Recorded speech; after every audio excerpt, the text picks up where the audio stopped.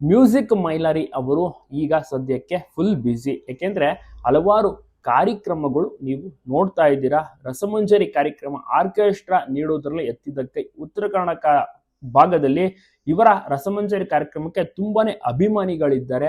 ಎಲ್ಲರೂ ಕೂಡ ಬಂದು ಕಾರ್ಯಕ್ರಮವನ್ನ ವೀಕ್ಷಣೆ ಮಾಡ್ತಾರೆ. ಇವರು ಆಡ್ತಾ ಇದ್ರೆ ದೊಡ್ಡ ಕ್ರೇಜ್ ಕ್ರಿಯೇಟ್ ಆಗಿರುತ್ತೆ. ಮತ್ತೆ ಸನ್ಮಾನ, ಹೂವಿನ ಹಾರ, ಸುರಿಮಳೆ ಮತ್ತೆ ಹಾಲಿನ ಅಭಿಷೇಕವನ್ನೇ ಅಭಿಮಾನಿಗಳು ಮಾಡ್ತಾರೆ. 3 ತಿಂಗಳ ಕಾಲ ವನವಾಸ ಜೈಲಿನಲ್ಲಿ ಇದ್ದು ಬಂದಂತ ಮ್ಯೂಸಿಕ್ ಮೈಲಾರಿ ಅವರು ಮತ್ತೊಮ್ಮೆ ಆಡ್ತಾರೆ ಅಂತ ಯಾರು ನಿರೀಕ್ಷೆ ಮಾಡಿರ್ಲಿಲ್ಲ. ಬಟ್ ಅವಕಾಶ ಸಿಕ್ತು.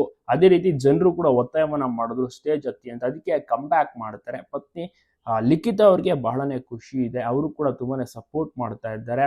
3 ತಿಂಗಳು ಒಳಗಡೆ ಇದ್ದಂತ ಟೈಮಲ್ಲೂ ಕೂಡ ಅವರು ಕೂಡ ತುಂಬಾನೇ ನೋವನ್ನು ಅನುಭವಿಸಿದ್ರು. ಮ್ಯೂಸಿಕ್ ಮೈಲಾರಿಯ ತಾಯಿ ಕೂಡ ತುಂಬಾನೇ ಕಣ್ಣೀರ್ ಆಗ್ತಾ ಇದ್ರು, ಬೆಡ್ ರಿಡನ್ ಆಗಿದ್ರು.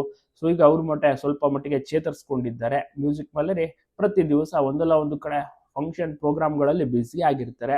ಚೆನ್ನಾಗಿ ಆಡ್ತಾರೆ. ಪ್ರತಿಯೊಂದು ಜಿಲ್ಲೆ ಅಂದ್ರೆ ಬಾಗಲಕೋಟೆ, ಹಾವೇರಿ, ಬಿಜಾಪುರ, ಬೆಳಗಾವಿ, ಸೊ ಈ ರೀತಿ ಎಲ್ಲ ಓಡಾಡ್ತಾ ಇರ್ತಾರೆ. ಉತ್ತರ ಕರ್ನಾಟಕದ ಪ್ರತಿಭೆ ಉತ್ತರ ಕರ್ನಾಟಕದಲ್ಲಿ ತುಂಬಾನೇ ಮಿಂಚ್ತಾರೆ. ಇವರು ಜಾಸ್ತಿ ಸಕ್ಕತ್ತಾಗಿ ಆಡ್ತಾರೆ. ಮತ್ತೆ ಇವರ ರಸಮಂಜರಿ ಕಾರ್ಯಕ್ರಮಕ್ಕೆ ತುಂಬಾ ಜನ ಸೇರುವಂತದ್ದು. ಮ್ಯೂಸಿಕ್ ಮೈಲಾರಿ ಅವರ ಒಂದು ಪ್ರೋಗ್ರಾಮ್ ರಸಮಂಜರಿ ಕಾರ್ಯಕ್ರಮ ಆರ್ಕೆಸ್ಟ್ರಾ ಇದೆ ಅಂದ್ರೆ ಸಾಕು, ಜನರು ಬೇರೆ ಬೇರೆ ಊರಿನಿಂದ ಸಹ ಬರ್ತಾರೆ. ಅಷ್ಟು ಒಳ್ಳೊಳ್ಳೆ ಹಾಡುಗಳನ್ನು ಆಡ್ತಾರೆ. ಮತ್ತೆ ಇವರ ಒಂದು ಟೀಮ್ ಇದೆ. ಸಕ್ಕತ್ತಾಗಿ ಅಲ್ಲಿ ಬೇರೆ ಬೇರೆಯವರು ಡ್ಯಾನ್ಸ್ ಗಳನ್ನ ಮಾಡ್ತಾರೆ. ಇನ್ನಿತರ ಬೇರೆ ಬೇರೆಯವರು ಹಾಡನ್ನ ಆಡ್ತಾರೆ. ಟೀಮ್ ಚೆನ್ನಾಗಿರುವಂತ ಕಾರಣ ಒಂದು ಸಕ್ಸಸ್ ಆಗ್ತಾ ಇದೆ ಅಂತಾನೆ ಹೇಳ್ಬೋದು. ನೀವು ಕೂಡ ಮ್ಯೂಸಿಕ್ ಮೈಲಾರಿ ಅವರ ಹಾಡುಗಳನ್ನ ಇಷ್ಟಪಡ್ತೀರಾ, ಸಪೋರ್ಟ್ ಮಾಡ್ತೀರಾ? ತಪ್ಪದೆ ಕಮೆಂಟ್ ಮಾಡಿ. ಸೊ ಅದಕ್ಕೆ ಬೇಲ್ ತೆಗೆದುಕೊಂಡು ಹೊರಗಡೆ ಬಂದಿರುವಂತದ್ದು. ಸೊ ಹೀಗಾಗಿ ಷರತ್ತುಬದ್ಧ ಜಾಮೀನು ಇದಾಗಿರುತ್ತೆ.